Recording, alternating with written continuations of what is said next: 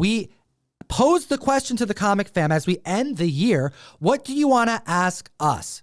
Is there anything that the comic fan wants to know, Sammy? Because they hit us with some questions, and let's start them off with the first one. All right, starting right from the top, we have our first question from Vanderler14 on Instagram. They asked, what is your preferred comic pricing guide, service, and why? For example, Go Collect, GPA, etc. My answer is all of the above. I use so many resources when pricing books. And on that topic, we actually just chat with Red2 Collects, who's going to be on the show chatting about his guide to comic book collecting and this right here, talking about the different resources for pricing. I am also in the same boat as you, Sammy. I use all of the things listed here and more. You know, when you have a book that you're trying to figure out what to pay for, you got to use every service that is at your disposal. I frequent GPA on a daily basis. I live off Key Collector Comics. I use it when I'm in the bathroom even.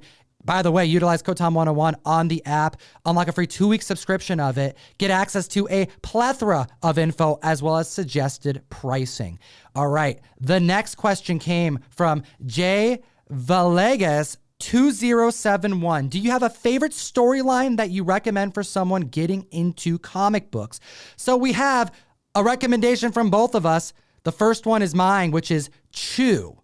In a world where chicken is outlawed, we have a detective who can see everything psychically by tasting the item, whether it's food or people. This is a book that whenever I recommend it, it leaves my bookshelf for weeks, sometimes months. For non-comic readers, it's intriguing enough to hit them with something that is so comic booky that it's a win every single time. What about you, Sammy?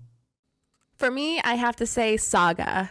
I haven't read anything like it ever before. It was highly recommended to me when I first started reading comics, and I've been in love ever since. It's like that perfect blend of romance, action, fantasy, and it's just such a wholesome story that has mystery, and I don't know. I just feel like everybody needs to read it. With the hiatus coming to an end soon, we're going to be getting more Saga in January. Expect a lot of attention on this title. And for those who haven't read it, you're going to be wishing you were caught up, because this is also a must read and one that frequently gets borrowed off I'm just going to call it a library now. All right, we have Mirror Dimension Comics. Are restored books desirable, or is it a bad investment? Ooh, I love this question. The purple label, known as the dreaded purple label. What do you think, Sammy? So this is one of those questions that I feel like has two answers. As a collector, I say a grade is better than no grade. I have restored books in my PC and I love them just the same as I feel like if I could have acquired them otherwise. So as a collector, if you're really trying to get that key and you might not be able to afford the one that is unrestored, and you can only afford the one that's restored, then I say go for it, because you can really get these books at such what feels like a massive discount. Now, when you're talking about investment wise, I would say find it within yourself, channel it, think on it. My biggest tip here is that if you're looking for an investment, is it that you're purchasing a key that is resto and hoping that it goes up in value? Obviously, that's always a risk.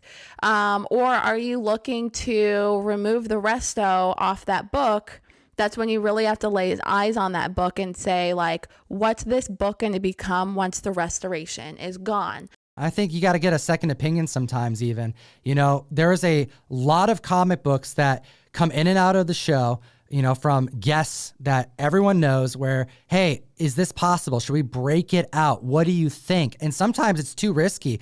Other times it's worth the gamble. Now, one thing that I'll point out is that we've seen such a major uptick in variant comic books, newsstands, Mark Jewelers, even Whitman's are becoming more and more sought after. Restored comics, incomplete comics, these are things that are kind of they're on the lower end of the list. These are the things that are the most undesirable books. Now, with that said, Blue chip books have never seen the heights that they've reached until this year. We are reporting on some of the biggest market changes, record breakers in comic history. And what happens when those books get so far out of reach? I suspect that a collector is going to care less and less if a coupon is on the inside. Maybe we should be looking at the green labels, the purple labels with a second look. Potentially, they may be the most affordable in higher grade, regardless of if they've been tampered with or enhanced. Next question. We have, and here's a nice purple label example, by the way, Detective Comics. See, a 9.4 of that, I wouldn't mind that in my collection. Okay, next one, we have Legion of Paper. Thank you so much for commenting and providing a question to us. One book that is a must-have in 2022. All right, the first one we have on here is your pick, Sammy. We have Shazam issue number 8. Shazam 8, you got Black Adam. So for those of you that don't know this issue, I feel like it's just one of those books that's just super slept on. I'm super excited for the movie, but outside of that, where we see Marvel Family 1 as one of those golden age goodies that is just so far out of reach, and I mean, this book is expensive. I think once we see Black Adam on the big screen, I don't think everyone's first choice for books to pick up is going to be Marvel Family 1. Of course, we'll dream about it and wish that we had it, but where that book is probably close to the price of my house, just thinking about it, I just absolutely love Shazam number 8 for that reason. Is because to me, it's like the best, second best. Like it's definitely a second best where you see the reprint of that Marvel Family 1 in this issue. For the first time, take a look at Shazam 28, the first modern appearance of Black Adam.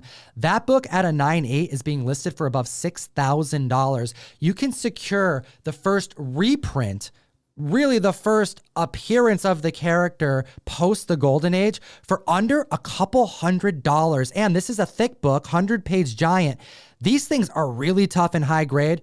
Don't be sleeping on Black Adam. And another book that you shouldn't be sleeping on, well, we also have Vengeance number 1. America Chavez, I've gone on the record multiple times. I am personally investing in next-gen heroes. America Chavez, Riri Williams, Totally Awesome Hulk, Amadeus Cho. Well, Vengeance number 1, now that we know America Chavez is indeed coming for Multiverse of Madness, we're likely going to see her utilized, whether it's on Disney Plus and or other films. Gorgeous cover, and that white cover with black on about a fifth of the book. It makes it tough and high grade. Look for those 9.8s, and if you get lucky on a raw copy, send it to Sarasota. Get it in CGC's hands. You won't be disappointed. All right, Tom, you totally missed one, the variant edition of Vengeance number 1. Have you picked this one up yet? Absolutely. Actually, I skipped Vengeance 1 and went straight for the 1 in 25 variant, because when I spec hard. Okay, the next question we have from the community comes from Matt Martins 007. What's the must-grab title of the year? The Anyo. Well, we have the first one picked by Sammy. I would say my favorite read of the year, favorite pickup, was Stray Dogs number 1. I loved this one because I didn't think I was going to enjoy something that was horrifying and scary in any way, shape, or form.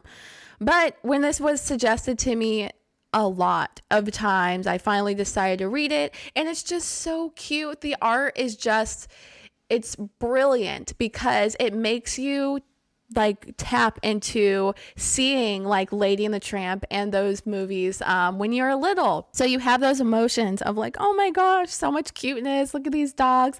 And then all of a sudden, I won't spoil it because you need to read it. All of a sudden these dogs are put into this horrific, and I mean horrific situation, and then you just find yourself really rooting for these dogs, really rooting for them, turning the pages, okay, you could do this, and no, don't do it. So it's just an emotional roller coaster and horrifying all in one. I can't recommend this enough either. Tony Fleece, Trish Forstner, absolutely killing it. One of the best independent titles to come out this year. Some of the best variants of any run coming out this year. Okay, my pick this year, because, honestly, you picked Stray Dogs. That could have been at my number 1 as well. I'm putting Porn sack Pisha Shotes, the good Asian. Oh my gosh, comic fam. You heard Fire Guy Ryan and I talk about this for about 15, 20 minutes on the last podcast. You heard it on the Trending 10 with Russ Bright. This book is so superb and it deserves all the credit that it's getting. Take a look at this. We are finding out that not only is this book breaking records, people are shouting from the rooftops that you need to read it, not just me, but you're also seeing it make multiple best comic lists of 2021. I'm really hoping that this comes out in a hardcover. It's a detective noir following one of the coolest, the first Asian American detective, and a story that is so intriguing, it's gripping and historically accurate that it needs to be on everybody's shelf. Can't recommend it enough. Next question comes from Fulton D66. Our last question today, what is your most favorite con experience, Sammy? I had the pleasure of meeting you and Tony. I got to meet Theo, Rage Theo, the powerful Rage Theo, over at Torpedo Con. I was only able to go to a couple conventions since the 2-year absent, but that would be definitely one of my favorite experiences this year. What about you? Oh, yeah, absolutely. I would say seeing everyone in person, hanging out, having so much fun together, experience the con, experiencing the after con. As you can see, the photo that we have up here is my girlfriends. Oh my gosh, I miss them already just looking at this photo. Danielle and Cheyenne. We were at C2E2 hanging out afterwards at an arcade. Some of the guys on Whatnot. We've got Skeff, Slabulous, and the company man, Mr. Wink Inc. and one of my friends, Mark, taking a selfie for the first time. This is our first time meeting. Miss him already, but it's like so exciting. Like after knowing people for so long and getting together, that is such a beautiful thing. Then another amazing experience that I had at Comic-Con, my first time ever meeting Chris Claremont at NYCC. I was nervous for 2 reasons, because it's Chris Claremont. So of course I was like super nervous, and like I was so nervous when I walked up to him.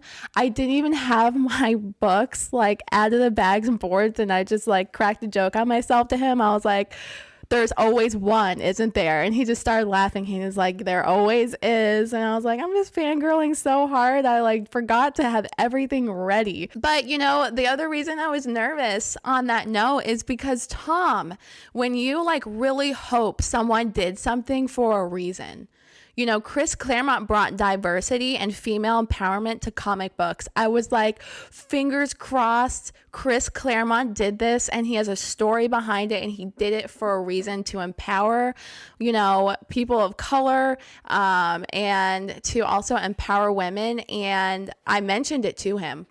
And he told me these incredible stories. We put it up on our YouTube channel about his mom, about women that he's seen in the military, and how he wanted to do his part and bring that to life in comic books, and how he wanted to bring everybody, represent everybody in comic books. And that was what I wanted to hear. Wonderful. It's a special thing being able to meet creators that you're fans of, that you look up to, that you look forward to seeing their output in the community. And I will say, you know, because the question was all-time favorite con experiences, I'd have to give that to Donny Cates. Everyone knows him. You know, I had a really fun moment meeting him. This is a shot from a video that's currently on the channel. Anyone can watch it. Just check out the video. I'll put the link up here. But I had an opportunity to gift him a Carnage Mind Bomb, the comic, issue #1. And he had a great story behind it. It was a good moment for me. And I got to see that he was just like a real person, a real comic book nerd. And I was able to relate with him more in that moment than I think I've ever been able to relate to a comic book creator. So it's a special thing. And I mentioned that because, Sammy, you gotta hit him with your Donny Cates story. All right, so yes, Donny K and his gorgeous wife, Megan, were neighbors of ours during the Torpedo Con, and first found out when Tony and I and Rage, we were all about to go out. I had to go back in the room and girl up and get ready. So they're downstairs in the lobby waiting for me. I'm getting ready in the room, and I come out, And Donnie Cates is literally 2 feet from my doorway with Frank Cho. And I was just staring at him for a minute. It just felt like a lifetime, but he was staring at me. I stared back at him and I was like, "Are you Donnie Cates?" And he was like, "Yeah." I wonder if he gets that a lot, like when he's not on the con floor, you know, just like in it's like standard civilian life. "Are you Donnie Cates?" I know, he was just so cool. And he was like, "Who are you?" And I was like, "I'm Samantha, huge fan." Actually, I told him, I was like, "I have books in my hotel room for you to sign." And he was like freaking out, like, "Oh my gosh, are you serious? Like, we're next door neighbors." And I was like, "My husband's a huge fan too of both of you guys. I was like, can you come downstairs to the lobby with me and meet them?" And they were like super excited about it. We went down in the elevator. We got pictures. That selfie right there was taken down there. And ever since, every time we see them at the con, like Donnie always comes around the booth, or he came by and stopped by one of our Whatnot streams that we had going on at NYCC to see us. So we've had like this like neat little like touch and go relationship of seeing each other. But one thing I've got to say that I just loved about that whole thing is he was just like, him and Megan are just one of us. They are nerds and they're super, super sweet, super nice. And it's just one of those things like that just makes you realize like these guys are just everyday people enjoying the hobby, the way that they're doing things in art and writing.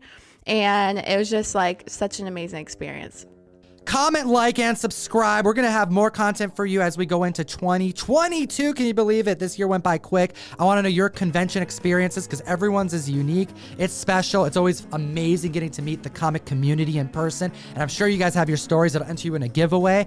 Make sure to join us every single Wednesday, starting out at 2 o'clock with Gem Mint. It's your boy Gem Mint. Whatnot Wednesdays, the best new app to buy and sell funny books, expensive paper, comic books, you know, expensive and affordable. I mean, really, across the board, you can get something that you're going to enjoy. And join us. We have Sammy and Tony. We got Rage Theo, Danielle from Nerdy Girl Comics, Gem Mint, as mentioned, myself, Comic Pops. I got him back into comic books this year, comic fam. It feels good. We have the Golden Age Guru, Russ, the comic sensei, and as always, Geek responsibly and Happy New Year. Enough said. Starting the auction off at $1 for 1 minute, like we always do. This is one of our favorite covers, and you got it. A little bit of that, what y'all been looking for, right? A little bit of that, what y'all been looking for, right?